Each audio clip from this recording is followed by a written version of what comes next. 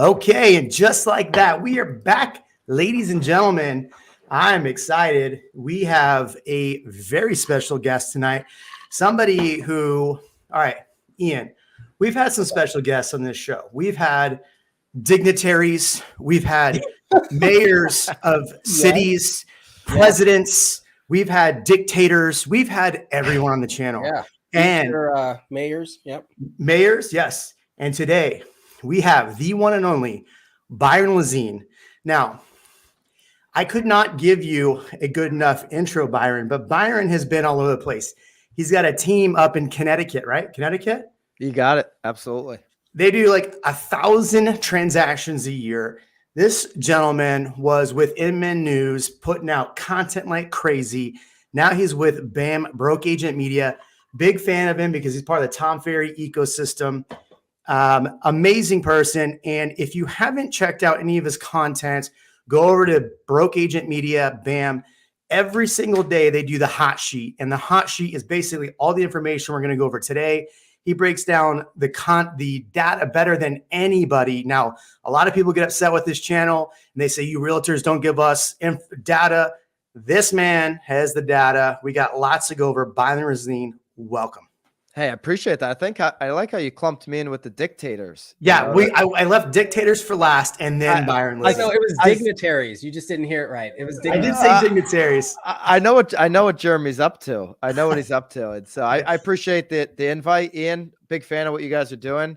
I might have tuned into the last one too. I think I don't know if it was the last one, if there was one in between, but yeah, I love this show. It's an honor to be on it.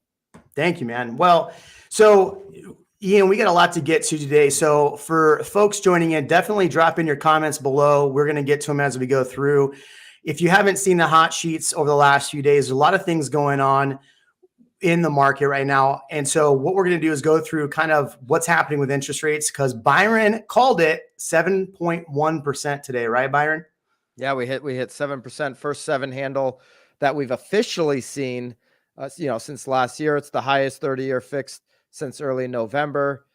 And, we could see it coming a week ago for sure, as the 10-year started to creep up. And we knew the minute the 10-year hit 4, which it did yesterday briefly, and then started the day at 4 today, we were going to be at a 7% handle, 7 handle for the 30-year fixed. And here we go. The script that all the agents were running around using 3 weeks ago is old as dirt right now, right? It's, rates have come down, activity is up. That lasted for about a week or two in January. April Fools came early, folks. That is old news now. And so the scripts don't work right now because it changes every single day. The minute you learn a script, it's outdated. 100% agree.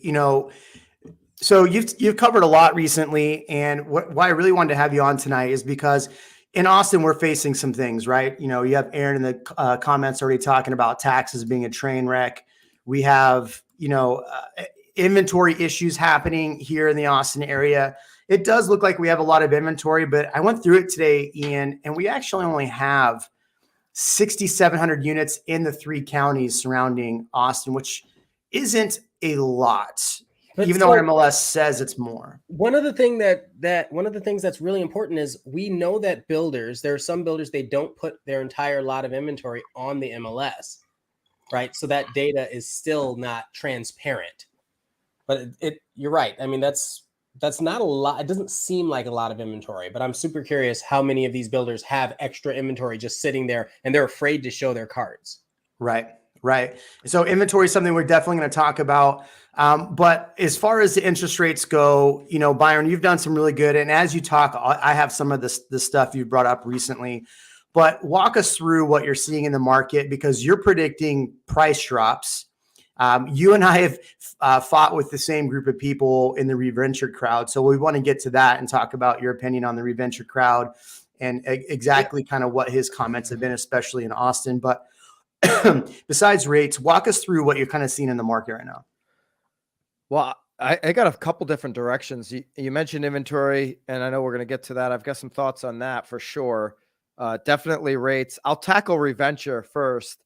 Okay, let's go. Listen, I mean, this is somebody who He's been talking about Austin, Texas, and this is not a market that I'm particularly familiar with, but he's been talking about Austin for years. Okay, not weeks, not the last 6 months where we've seen things change when the Fed directly went after housing and put, a reset on the housing market. No. He's been doing it for 36 months, predicting this incredible collapse, telling people not to buy in 2020. I think every buyer in Austin, Texas, and for that matter, every town in America who bought in Q3, Q4 of 2020, who bought in 2021 is really thankful right now because they have so much equity in their home.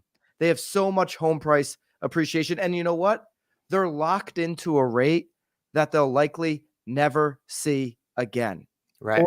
Or it'll be a long time before we see it again. In fact, that market that we just went through is unlike any market in the history of this country. So he can, like, one day I'll be right, keep putting out the same line over and over and over again. And that's what he's done. And his advice was really bad for about 30 months. In the last 6 months, he's been closer to being accurate. So I've got a real problem with that.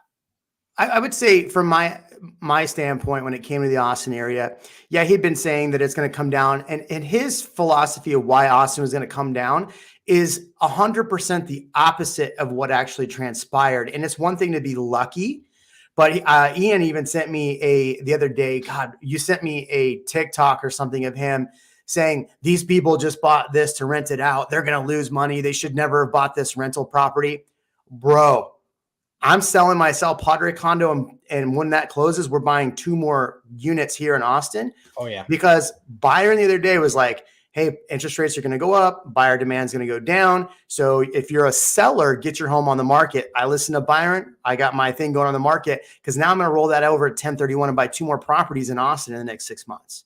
And Byron, you said this several times on your show, and we've been echoing this, right, Ian, that the better time to buy this year is actually going to be Q3, 4. Yeah, well, Byron said you specifically said last call to sell your home. You have until the end of March with some kind of predictability, essentially. Last call, because if I think that, hey, quarter 3, quarter 4 are going to be the best time to buy a house, and that's inclusive of Austin, right? I think in 2023, if we're making transactions, and we're talking about this year on how to invest in real estate, Q3, Q4, best time to invest, best time to be a home buyer. That means right now is the best time to be a seller. Okay. They're flipped. And so, yeah, Jeremy, I like what you're doing. Go ahead. If I've got inventory to sell, if I've got product to sell in 2023, I'm making that move right now if I can. And for you on a 1031, 6 months puts me in a pretty good position. Hey, guess what Fannie Mae's saying? Hey, guess what Mortgage Banker Association is saying?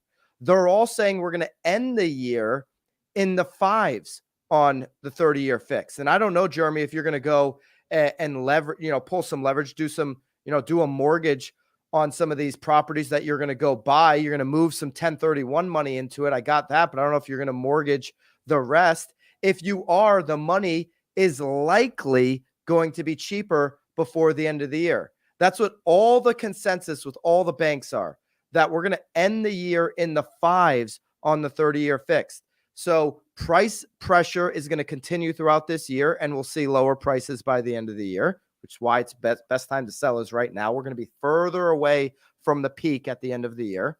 The money's going to be cheaper, and the inventory is going to be more flush. So for sure, I want to be a shopper in quarter 3, quarter 4. I want to get myself in position when I can go shopping at that time. It's really interesting. I have 6 or 7 listings, 6 listings hitting the market soon. And I am pushing all my listing clients to list in March. Typically, I would tell my listing clients to wait till April or May even. And so I'm really trying to get my clients to get their homes on the market now for the simple fact that we do see more inventory right now. And I want to stay on inventory in a second because, or sellers, I'm going to say on sellers and inventory. because right now, yeah, we do have a little less inventory, and the inventory, there's some interesting things happening with inventory because you've talked about that interest rates for those people are so low that they may not list. So the point I was going with sellers is like, I'm trying to get all my sellers to get on their properties on the market March. We're not waiting till April, May like we used to. Yeah. And listen, the reason is if we get into a recession, and a lot of these things are ifs. Nobody has a crystal ball besides Reventure. 36 months, his crystal ball started to work. Nobody's got a crystal ball, but the tea leaves are looking like, okay, we might have a recession here in 2023. We certainly have stress on the economic situation that's happening. Okay. So there will be more inventory later in the year. Right now, we're across the country. You guys can speak to what it is specifically in Austin, but across the country, we're at the second lowest point for inventory. Most markets have less inventory now than we had in 2019. Okay. That's crazy. 2019 in most markets was pretty normal. Okay. And so in almost every market in America, you've got less inventory now. In the Northeast, for example, which obviously things happen in the Northeast after the West, after Texas, after some of these other markets where there's more people, like Texas, there's more people migrating to Texas than there is the Northeast, right? People are leaving the Northeast and going other places. So it's a little bit slower, little smaller swings. But actually in Connecticut specifically, because I just looked at the numbers, there's less inventory right now than in 2022, which is just mind-boggling. But certainly almost every market has less inventory than 2019. And when we were in 2019 coming into 2020, it was a time where it's like, okay, this is going to be a normal market. Some markets have had some acceleration for some time. We're flattening out. And to have less inventory than that time frame, things were really good. People were buying homes. Is an insane number. Yeah, I have clients coming from Boston right now. They're getting ready to list their properties in Boston. He's like, in our MLS in my area, in like a 3-mile radius, there's less than 3 homes available. In a 3-mile radius, that's a pretty decent radius size. And like in his like area, there's like 15 homes total. So yeah, inventory though in Austin is still higher than it was when we started last year, right, Ian? Well, if you look at just for sure from last year, I would agree. Everybody's higher than last year. Yeah. If you look at just single family and just the city limits, we're talking 1,700 homes. You know what our population is right now? Austin is what, 1.3 million? I thought it was higher than that. No. That's what's difficult is we don't know who's moving in and out. It's moving so fast. 1,700 homes for a million plus people. More than, yeah. I'm going to say closer to 2 million, but then a lot of people have vacated recently because they're going back to wherever they came from. Not a lot, but good amount. And right now we're at like 460,000 homes in the country available for 330 million people. But we have a huge inventory problem. NAR looks at inventory as homes that are existing on the market, which is the number I just told you, like 460,000. And then they clump in all of the pending sales. So they go off of this number that's at about 980,000 homes available. Well, more than half of those are already under contract with a buyer. So they're not really available. You can't go and get a showing on those homes and put a contract on them, right? So even if it was 980,000 homes to 330 million people, not a good ratio. A healthy ratio is closer to 1.5 million on the NAR number, okay? Which is like 750, 800,000 homes available, and we're in the 400s on true homes available. Aaron says 2.3 million for the greater metro. I was talking about just Austin specific. Same, just Austin specific. Yeah. So, I mean, in the comments here, Byron, we have real estate agent out of SoCal is saying that they just don't have any homes that are basically affordable for the inventory. What I'm noticing in Austin here is a lot of the stuff that's on the market, I have to be honest, it's got to knock the 1995, it's got to knock the 2005 off of it and get with the times. So while we have a lot of inventory, I have clients that are looking right now, like in my area, like Belterra, High Point, for 650. Everything that's out there at 650 is older brown color cabinets, old like lighter color floors that don't really match the cabinets. And it's not really that nice. I mean, yeah, it's a little bit newer, but still, like, there's still not a lot of good inventory. A, B, there's still not a lot of affordable inventory. Yeah, affordable. I've been begging for a number nationally where, okay, there's 460,000 homes available in America. Cool. Give me the number of homes at the median price point in those towns or below that are listed. How many of those are available? Because we all know a home shopper, a buyer who's been looking for not 1, not 2, but 3 years. And they keep coming in 2nd, 7th, 11th place in their bids. Because you know what? Those price ranges probably aren't going to drop that much in value. Because you got guys like Jeremy doing a 1031. He's coming in there and scooping them up. You got institutional invest. Now, I've got nothing wrong with the Jeremy Knight investor. I'm doing the same thing, right? Right. You got institutional investors coming in and they'll buy a couple thousand in those below median price points because they know the way the way the government is set up in most of these municipalities is very restrictive for builders. It's a real big burden to go out there and take the risk to build. And so it's harder for them to build product at those price points, which is why you see them always typically building above median price point in any given town. Well, I mean, Ian, you could probably pull it up right now. I'm sure you're doing that. There was a young lady that kept commenting on the channel. She was like, I just put my third offer in under 500. And the point I was making is like under 500 still so competitive in the Austin market because let's be honest, most people that consider affordable homes are under 300,000, right? And we don't have many of those homes in the market right now.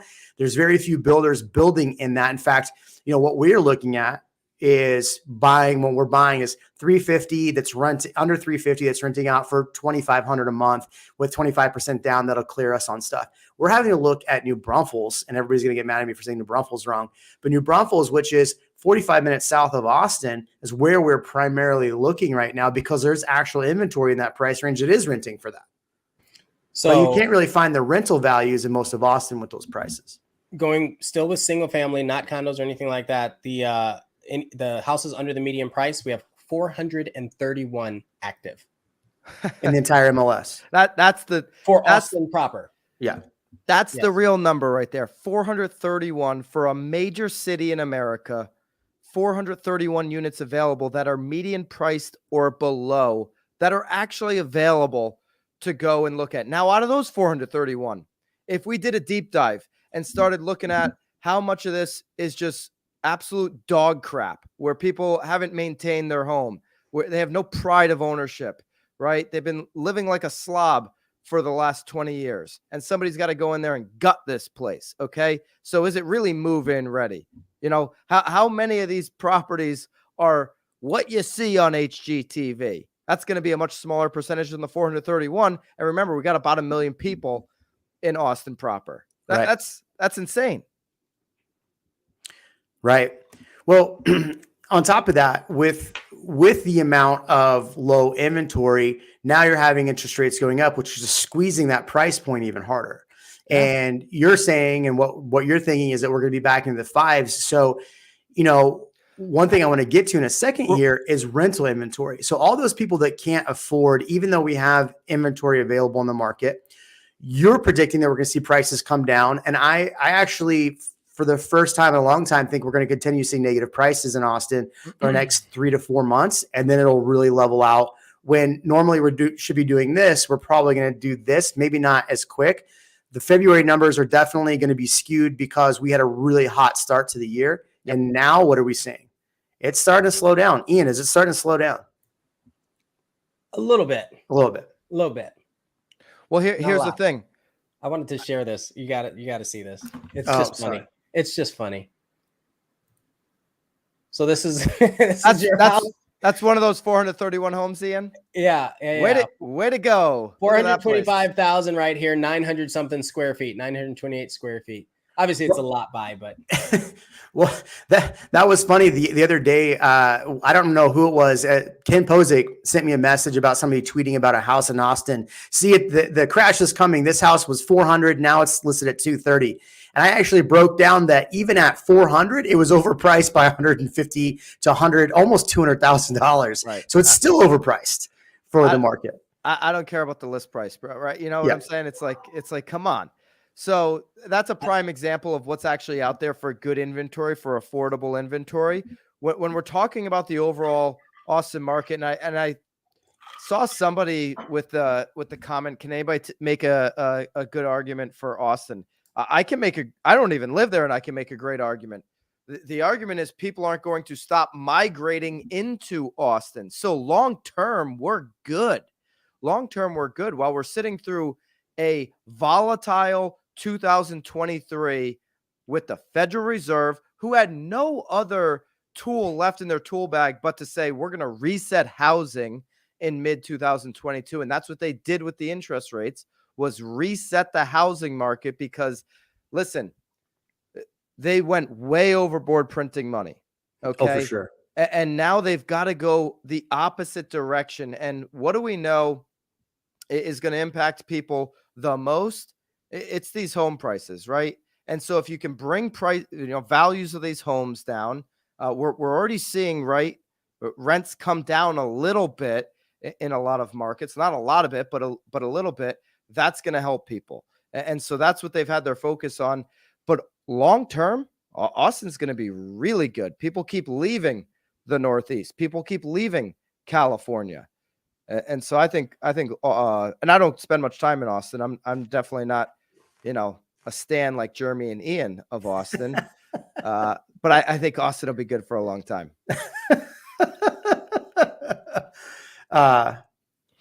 Ian says reset power coming back on. I'm hearing it right now. The storm that's rolling through Austin is kind of coming through right now. So it's kind of getting crazy. The wind's getting pretty bad. Yeah. So we get a lot of trolls on the channel. And so I think straight to voicemail is kind of giving you a hard time, saying that you're shilling for Austin. I like straight to voicemail, but here's the reality of 2023. And it's why Jeremy and I, and Ian, we were all talking earlier, where it's a great time to be a seller right now. We're as close to the peak as we're going to be for the near term. Here's something that the Federal Reserve just said in their meeting notes. In particular, the staff noted that measures of valuations in both residential and commercial property markets remained high.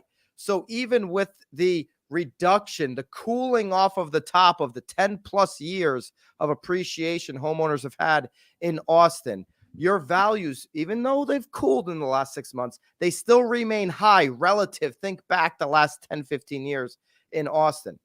But that right now, the potential for larger declines remain greater than usual. It's why if I'm selling in 2023, it's got to be now. And if I'm buying, if I'm investing, I'm probably looking to spend that money later in the year. Yeah, no, I totally agree. I think, for me too, I have those. So I think it's a double-edged sword. So I think there's going to be a lot of people forced to rent. And so right now what I'm seeing a lot of our clients are doing, they're moving to Austin and they're renting. They're going to rent and see how the market goes. And there's a gentleman that's been on the show quite a few times, Logan. He said, you never catch a falling knife. You let it fall and then you pick it up.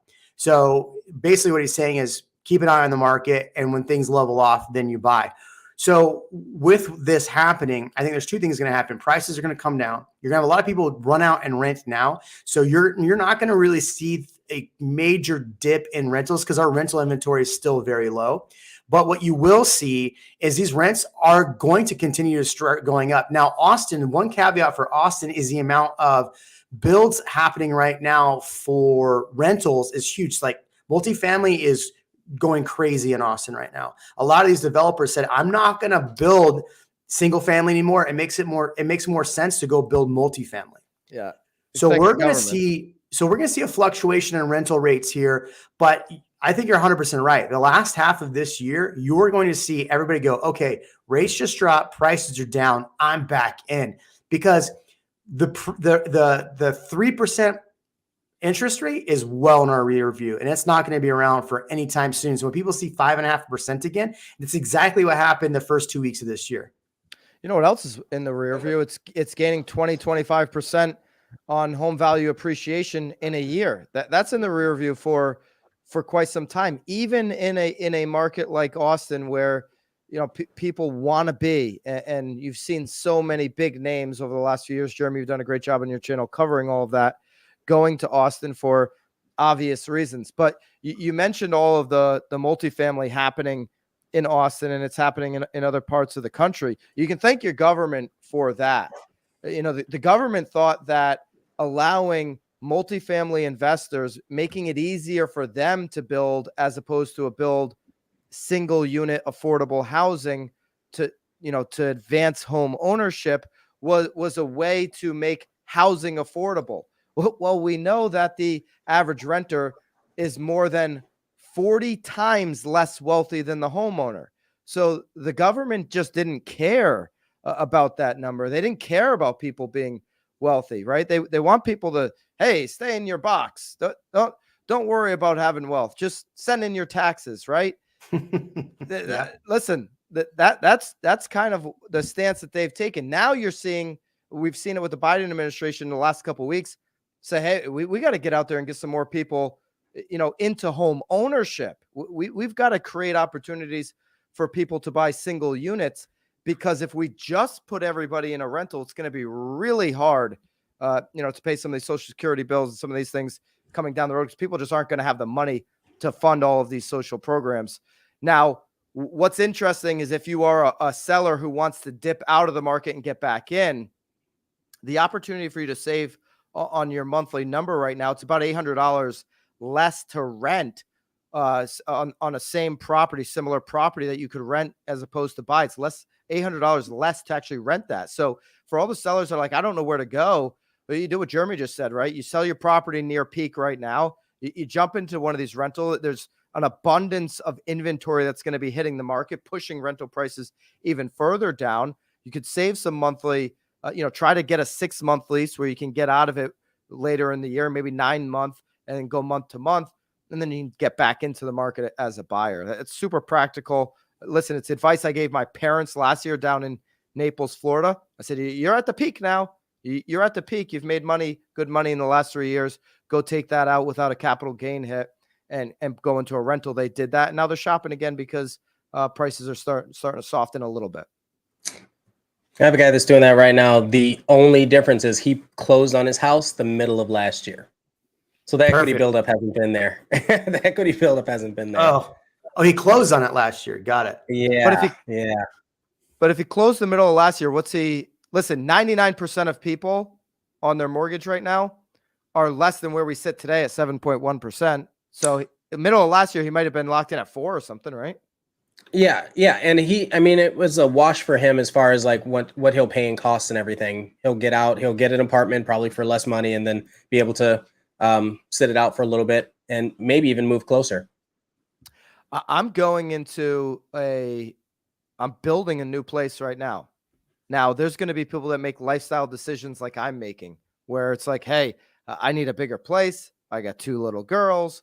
I can tell you what, and this is what's also hurting inventory. I'm not giving up the place down there, Naples, that I'm living in right now, because I've got a 2.75% interest rate on that thing. And so I don't know, the guy's got 4% or whatever. Those are going to be hard to give up. And it's going to hold back some of this good inventory. Ian showed the photo of one of those 431 affordable homes in Austin. Not even your gun ho, ready to go new flipper is going to be able to tackle that. The thing was a lot. Here's a good point. Just to our points right here is what Stefan's saying, is that he said he didn't buy because it's so much cheaper to rent. And I think That's why a lot of people in Austin are deciding to rent right now, because 7% interest rate at 650 is not the same as 650 at 3% interest rate. No question. It's a lot cheaper for you to do that in 2003. Now, Stefan, if you were listening to RE Venture, who told you that that was a good strategy in 2020, 2021, and we can run the numbers back, something he didn't do, it was cheaper to own a house on those 2.5, 2.75, 3% interest rates then. So it's not always, the math isn't always cheaper to rent. Right now, Stefan, you're 100% right. It's cheaper to rent. Long term, for the next 20 years, if you're a renter, the numbers are clear. You'll be 40x less wealthy than the homeowner. So I do want to jump in here. I would say it could be cheaper to rent, but I don't think it necessarily is, especially here in Austin, because what you have is investors that purchase these homes and they're trying to pay their property taxes and make their same rent rolls, and they haven't deflated the rent numbers to match. So it could be cheaper in some spots, but it's not cheaper overall. I like this comment right here, is that the investors are going to run scared because taxes really went up. Well, I'm curious to see what happens this year. So, Byron, this is something we talk about on the channel quite a bit. In Texas, every single year, your taxes are reassessed and they give you a new value of your taxes. So basically what they say is like, okay, your tax rate is 2%. And we think that your home was 600 last year, but it's 700 this year. And so last year we saw taxes go up 56%. So I think while you're seeing a lot of investors, and Aaron's nailing it right here, saw these huge jumps and go, I can't raise my rents high enough to actually cover that. And so now we're seeing where there's a disparity a little bit in some of these investment purchases that people bought as far as what they could have rented it for, and now with taxes. So I'm curious to see, with prices coming down, will people in Texas and in Austin be able to actually argue the value of their home even less? I personally do not think that our tax districts have the stomach for that or care to do that. So we're going to see an even bigger pinch this year when they go back up. I guarantee you, Ian, in May, if they go up, we are going to hear so many people screaming at our legislators to fix this. Well, Byron actually put out something about the appraisal process changing, and I wonder how that's going to affect us here on a local level. With the Fannie Mae change, yeah, on the appraisals, the value driven, because we're a non-disclosure state. People are pretty private with that. But then, so like you have builders that they don't tell anybody. You just have to figure it out. But then now, if they're going off of, well, they're going to take into consideration agent. You said third party, yeah. Inspector input, even, which I thought that was a little odd. Well, the big one was loans. So you said now they're going to be looking at their loan value, because before you had to do the appraisal. Now they're just going to say, okay, how much of a loan did you get? So the people that are paying cash or paying a larger down payment, they might be in a different situation. So I want to answer this just to show that this person is not totally with us here. This is straight to voicemail saying, just to be honest, Austin peaked in 2021. He's also saying that we're scared and squeamish. I don't know. I got a lot of investments I'm good with. But this peak right here looks to me, if I'm not mistaken by the chart that I've put together, to be the peak, and it peaked in 2022. So sorry, dude, you're a little wrong there. Keep trolling. Well, listen, people that have been renting the same basement apartment, they finally got out of their parents' basement, and now they're renting a basement apartment, and they've been doing it for 21 years. They want to keep telling themselves they've made the right decision for 21 straight years. And listen, you probably do have an under market rent, straight to voicemail, because it's like, hey, I've got a tenant for 21 years. Yeah, I'll give you $200-300 off the rent every single month. Happy to have you, brother. Way to go. I'm curious what peaked means. Right. He meant values. I was assuming on the values. Here's the thing, right?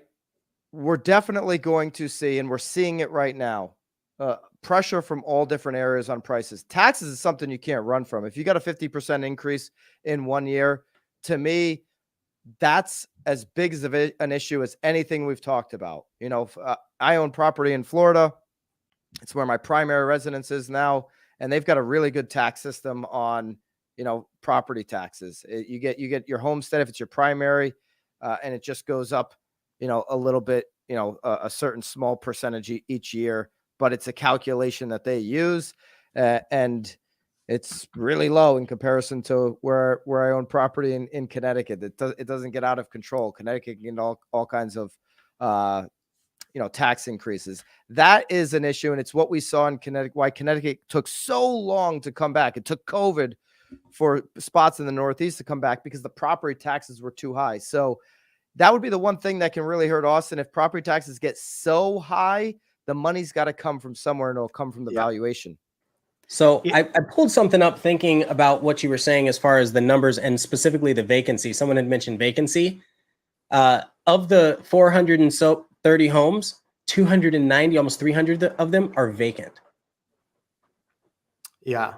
This is something I've been talking about a while, is that if you actually went through, Ian, and changed it and went to the entire MLS and then went to vacant properties, just as vacant. Now, not all of them, when they say vacant, some of those occupied properties are going to be vacant. They just, put it as occupied. But I guarantee you, if you did the math on it right now, over half of the listed properties in the market right now are vacant. That's interesting to me. I've looked at it. It's a big number. I look at it pretty much every month. I haven't looked at it. I mean, we're in the first day of this month, but usually I look at it, over half, almost 60% are actually vacant. They need that much rehab, or what's the? No, either. So you got to lump into that part of that's new construction. So it's going to show up as vacant. Yeah. But you have a lot of stuff that's just vacant. Like the seller moved out. It was their second home. They moved up and did their move up or whatever. And so that home is still sitting there because they didn't knock the 2005 off of it. They want the 2023 home, but they didn't, they left the 2005 on the home they're selling. So it's still sitting there with the 2005 on it. Selling, hey, it's a 2000s home. It's brand new, right? Yet it's almost 20 years old and it looks 20 years old. So that's a problem with some of that information. Well, some of them could be open door. They still have some properties around here. They still have a handful of properties around here. Yeah, they do actually have quite a bit. Yeah, open door is pretty prevalent still.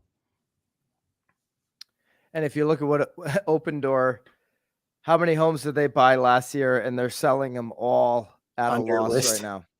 It's a great business model.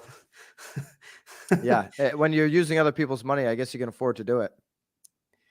Well, I have a friend who works for Bungalow. And so, well, no longer Bungalow. He doesn't work there anymore. But Bungalow is one of the subsidiaries of those big companies that go through and just purchase up as many properties as they can. They rehab them and rent them out. And I kept saying that. I was like, you guys have to keep absorbing other people's money. You don't have your own money. You're just taking other people's money to purchase these homes. It's like, no. I'm like, you guys have to take other investors' monies. Otherwise, you're not creating enough wealth or enough revenue off of just the rents that you're making on those after rehab and everything. It's going to take years for you actually to be a profitable company. He kept arguing with me until he realized, oh, yeah, no, you're right. We just took $300 million from the Koch brothers, or whatever it was, maybe $100 million from the Koch brothers. And I'm like, yeah, you're going to need to keep taking investor money. Otherwise, you guys cannot continue to purchase properties, because when you go to sell them, you're going to take a hit. So all these companies that keep coming into, and it happens a lot in Austin because they start in Arizona and they seep their way into Texas and some of these other markets that are running TV commercials in your home telling you that they are going to change the way real estate has always been done. They're lying to you. There's one company that's changed the face of real estate, and it's already happened. They've already won. It's Zillow. All these other companies right now that are following are absolutely not going to change anything. Open door is something that's always happened. I do not have a mullet. What is a mullet? I don't have a mullet. Usually our third Migo, Kevin, he has a mullet. He's wanting you to be the third Migos, basically. You either have a mullet or you have one of these, right? Yeah, there you go. Some longer hair. Yeah, that's a Sarah. That's hat. Your choice. By the way, that's the Real Migo merch. If you want Real Migo merch, let's go. Drop the link down below. Listen, Ian is a stylish guy right there. I like what he's got going on. Straight to voicemail says that we got to keep Austin weird, man. So there's a comment up here, and I really want to talk about this too. We have time. Perfect. So what do you guys think about CMBS going into foreclosures all over the place? Blackstone took 427 million in commercial foreclosures today. Curious if it correlates to residential. Now, you just talked about this, I think today or yesterday. So I hear this all the time. Ian hears this all the time in Austin. I'm going to wait to buy a foreclosure home. Or I hear this as well. You know, you had Patrick Bet David out there going, oh, it's up, 700%. Foreclosures are up 700%. Here it comes. I know for a fact, Byron, you have the numbers. Yeah, CoreLogic says that foreclosures year over year change is a 0.4% percentage point decrease, not an increase. Okay. The 1 year ago was 3.4%. Right now it's at 3%. These are near historic lows on foreclosures. Okay. These are near historic lows. If you were going to be waiting to get a foreclosure, and we can get into the banking guidelines are incredibly strong right now. Okay. If you have not been in your mother's basement, like straight to voicemail for the last 25 years, and you bought homes in 2004, 5, and 6, you know how easy it was to get a mortgage. If you've been in the game of building wealth for a long time, you know how easy it was to obtain a mortgage and how incredibly different it is today to obtain a mortgage. So when we look at foreclosures, we look at the strength of these mortgages that people have out there. Again, 99% of people with a mortgage right now have a mortgage under 7%, which is where we sit today. So it means that the homeowners right now are not living in an unaffordable situation. If they're at 3% interest rate, they have a very affordable home that they're living in. Okay. When all of those foreclosures happened, by the way, we had different banking guidelines and we had people that were in interest rates similar to today, 6.5%, 7.5%. Okay. Now, Aaron's going to hit you. You said that. Aaron in the comments is going to say, but those prices were different back then. Those prices were lower. So what's your response to prices being lower back in 2005 or 6? Yeah, I mean, everything was lower. We didn't just come out of, 3-4 years where we printed trillions of dollars. See, I think we have a situation right now where home values are cooling, but how much can they cool when our government decided to print all of this money? It flowed into real assets. Okay. And listen, we're in it now. We're in it until the end of this thing we call America. We're on the money printing machine. And what happens when you look at Canada, look at some of these other countries. What happens when you just keep printing money for all of these, social initiatives that you want to fund? Real estate goes through the roof. Okay, so we're going to have price pressure now. It's going to go down. As we go long-term on this thing, next 10 years, real estate's going to continue to appreciate. So the prices are different right now. Doesn't mean we're going to have an abundance of foreclosures that we saw back then. More than 50% of people have over 50% of equity in their homes. Back then, the market it dropped about 30%. You're not going to see a 50% drop in home values. The baby boomers in this country who own a lot of real estate, they own 1/7 of the world's wealth. The baby boomers, which is 70 million people to 8 billion, they control 1/7 of the money in this country, and they own a lot of real estate. They're not going to go sell these properties for 50% off. So the basement dwellers, all the trolls in the comments who think, oh, I'll just wait for all of these foreclosures. The boomers are still drinking martinis and playing racquetball, and they're owning 2 homes because they're the wealthiest people on planet Earth. Well, and I think you got to think about who is asking or waiting for this. Like you said, you use the term basement dwellers. I smirk a little bit every time, but also you're thinking people that are in a situation where it's difficult for them to afford a home, and they think, okay, once the foreclosures happen, we can get one of those. But in Austin specifically, the people lying in wait, salivating, hoping that there are some price reductions, they've got cash ready. You're not going to compete with that. That's the hard part. That's the hard reality here. So in the comment here, you have FJ. I think that means, I can't use curse words on YouTube, but he says that retire was right, which I imagine he's trying to say reventure was right.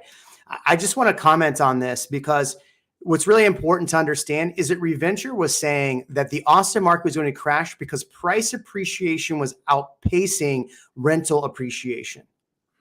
It took him a year and a half to realize that interest rates are going to go up. So the reason why we're seeing this is because the Fed had to get involved. It had nothing to do with reventure, what he was saying. A broken clock is right twice. Everybody that listened to reventure in 2020 and 2021 lost over 40% in equity they could have had if they bought in those years. He was giving out incredibly bad advice in 2020 and 2021. when listen, we were saying go buy homes. Those people were proving reventure's point. No. He told people not to buy in 2020, 2021. Those people could have locked into a historically low interest rate at 2.5%, 3% and gained 40 to 50% on the value of their home. Now, what I'm saying, and Jeremy and Ian are saying, is here's the shift in the market. Here's the strategies that win in 2023. His playbook's never changed because he's the ultimate straight to voicemail. He's the ultimate troll. Here are the delinquency numbers. In foreclosure right now, 0.3% of mortgages, 0.3%, not 3%, 0.3%. 120 days past due right now, 0.9%. A year ago it was 1.6. That number has gone down. Our job market's very strong. We're at the lowest unemployment rate in 50 years, okay? 90 to 100 days past due, 0.3%, same as this time last year. 60 to 89 days past due, we're at 0.4%, flat from last year. Okay, 30 to 59 days past due, we're up a tick there, 1.4 to 1.2%. 30 days or more past due, we're down. We're at 3%. That's the number I gave you earlier, to 3.4%. Now, if you miss a month, job market's strong. That's why you see lower numbers in all of those later dates, is because job market's strong and people are catching right back up. These are all near all-time lows. 17% of U.S. metros have seen slight increases since December 2001. So on the other hand, December's 1.2 serious delinquency rate has barely moved since last spring. It suggests that while some borrowers may have missed a couple payments, most likely are to recover very quickly.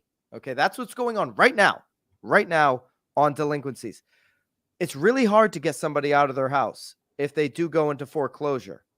And so even if we do see an uptick from all-time lows, it's going to be 2004 or 5 before you're able to scoop up an investment property, a foreclosure, which means another 2 years of the basement. What's interesting here, I want to make a really good point, Byron, because I think you have also reached out or invited the reventure guy, what's his name, Nick, to come debate you. I have as well. I got blocked on his channel for making comments. I don't block people on my channel for making comments. One, so Stefan's saying, and Stefan doesn't, I don't think is meaning this in a negative way. He's commented on a lot of my stuff. But he says there's two types of YouTubers. Trust me, I'm a realtor. Buy now. When did we say buy now? Did we say buy now? I don't think we did. And then the crash profits both make money with views. So what's interesting though, your reventure god will not go on a live stream and actually banter back and forth with people saying things like Byron's just blowing smoke. But we will. Because he picks little tiny points of data, makes a 10-minute video about it, and he would never debate the facts. You know, we got somebody in the comments right now talking about past dues. I just gave you the numbers. 0.3% of mortgages are in foreclosure. Okay.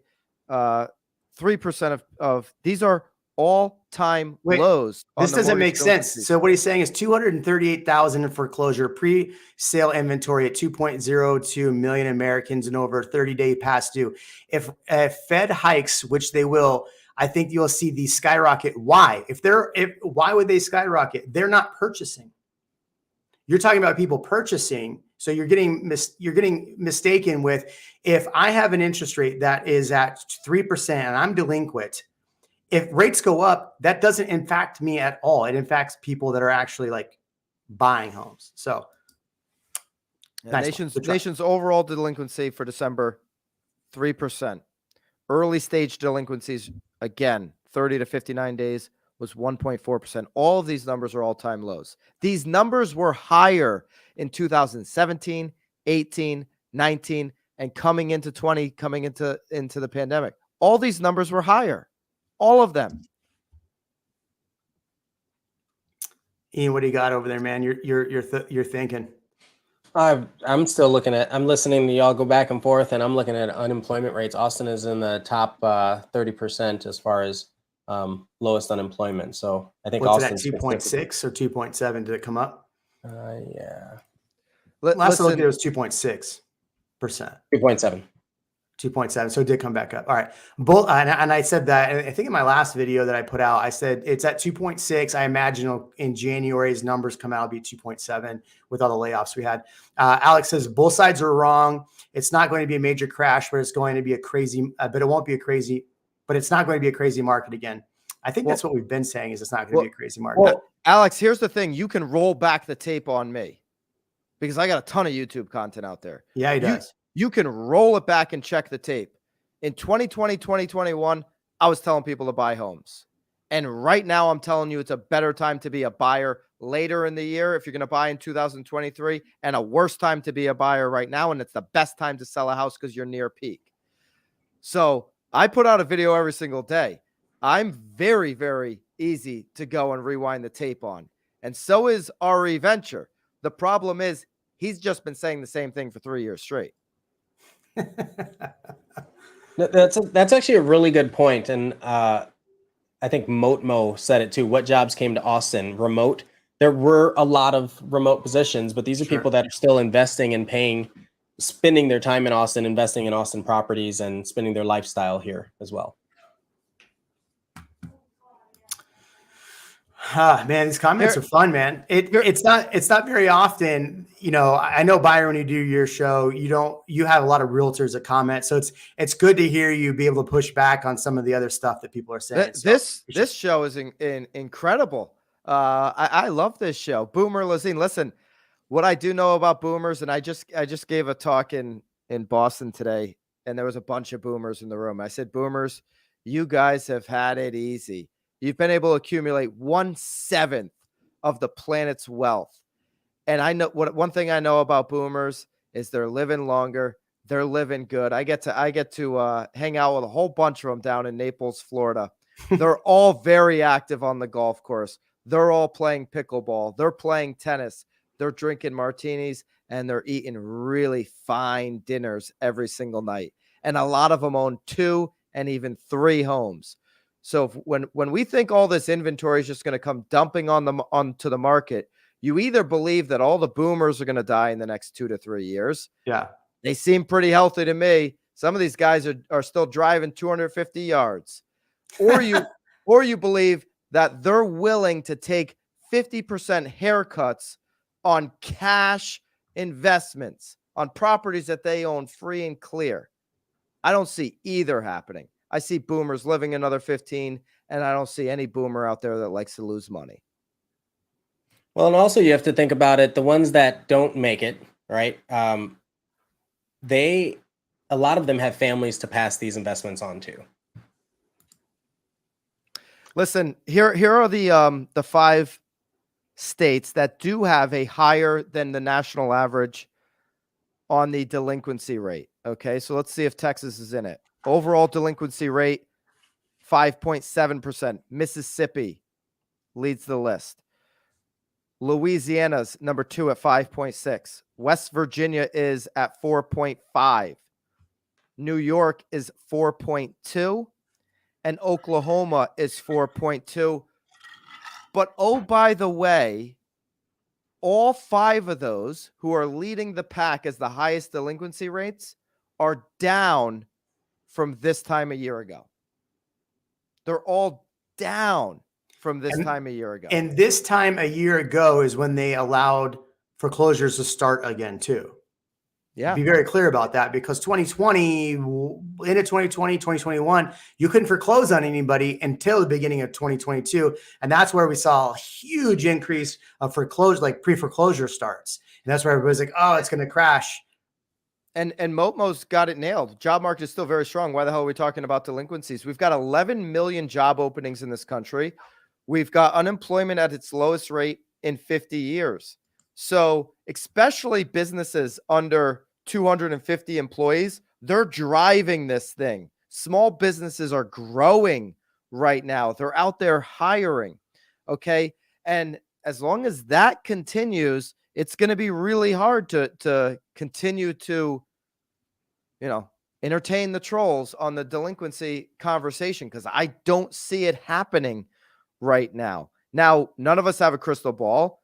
And if you're in the camp where you're like, there's going to be massive layoffs across this country this year, if everybody loses their job, yeah, that's going to be a different story. If every single person gets locked into their house again for 90 days with COVID, 2024, that's going to be a different story, right? We saw what happened the first time.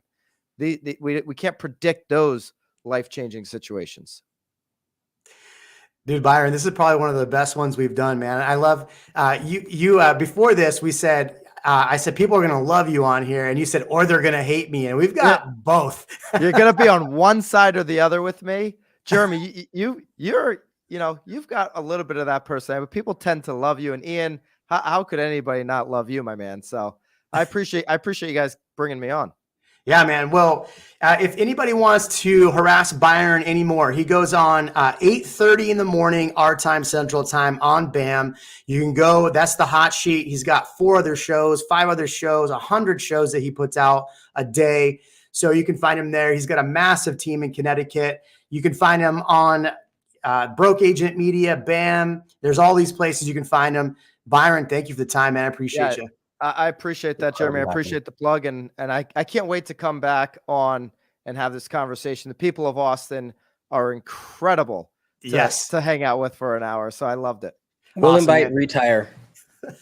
Dude, if anybody can get access to Reventure, I'd love to just have a conversation with him. I think his burner account is straight to voicemail. Straight to voicemail. Let mommy tuck you in tonight, like she's been doing the last 20 years. It'll be okay. All right. Love you all. Thank you so much. It's funny.